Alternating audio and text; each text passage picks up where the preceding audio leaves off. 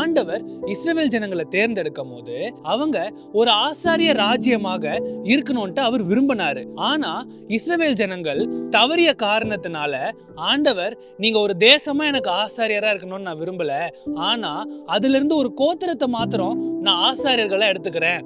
அந்த கோத்திரம் தான் லேவி கோத்திரம். அந்த என்டையர் கோத்திரமும் ஆண்டவருக்கு ஆசாரியர்களாக ஊழியம் செஞ்சாங்க. அதுலயும் ஆண்டவர் ராஜாவா தான் இருந்தாரு. ஆனா ஆண்டவர் ராஜாவா இருந்தது மனிதர்களுக்கு பிடிக்கல. அவங்க போய் சாமுவேல் கிட்ட சொல்றாங்க, எங்களுக்கு பாக்குற மாதிரி ஒரு ராஜா வேணும் அப்படின்ட்டு அடம் பிடிக்கிறாங்க. அதை கேட்ட உடனே ஆண்டவருக்கு ரொம்ப துக்கமாயிடுச்சு. ஆண்டவர் அந்த 12 கோத்திரத்துல இருந்தே யூதா கோத்திரத்தை எடுத்து இந்த கோத்திரத்திலிருந்து வரவங்க எல்லாருமே ராஜாக்களாக ஆளுகை செய்வாங்க அப்படின்ட்டு வாக்குத்தத்தம் பண்றாரு. அப்போ இஸ்ரவேல் தேசத்துல 2ஆ பிரியுது.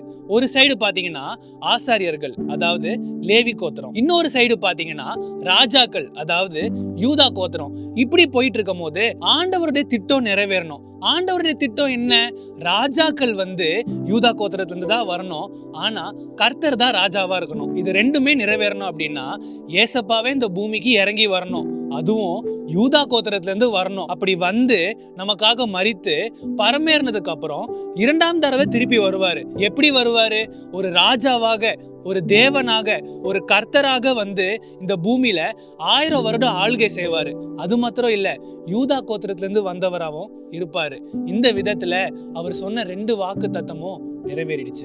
அப்படியே நீங்க பழைய ஏற்பாடுல பாத்தீங்கன்னா ஆண்டவர் பினேகாஸ்க்கு ஒரு வாக்கு தத்தம் கொடுக்கிறாரு. என்ன வாக்கு தத்தம் அப்படின்னா, ஆசாரியத்துவம் உன்னை விட்டு நித்தியமா விலகாது அப்படின்ட்டு சொல்றாரு.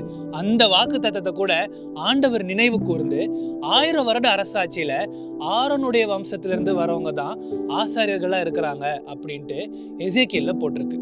இப்போ அந்த 1000 வருட அரசாட்சியில இஸ்ரவேல் தேசத்துல ஒரு கோத்திரம் ஆசாரியர்களாகவும் இன்னொரு கோத்திரம் ராஜாக்களாகவும் அங்க ஊழியம் செய்வாங்க. இயேசு கிறிஸ்து இந்த பூமிக்கு எப்படி வந்தாரு? ஒரு ராஜாவாகவும் ஒரு ஆசாரியராகவும் இந்த பூமிக்கு வந்தாரு. அப்போ அவருடைய மனவாட்டி ஆகிய நாம் எப்படி இருப்போம்? ராஜாக்களாகவும் ஆசாரியர்களாகவும் தான் இருப்போம். அப்போ மற்றவங்களுக்கு கிடைக்காத அந்த பாக்கியம் நமக்கு கிடைச்சிருக்கு இல்லையா? அதனால அது ஒரு இலக்கா வச்சு நம்ம ஓடணும். சிந்தித்து பாருங்களேன்.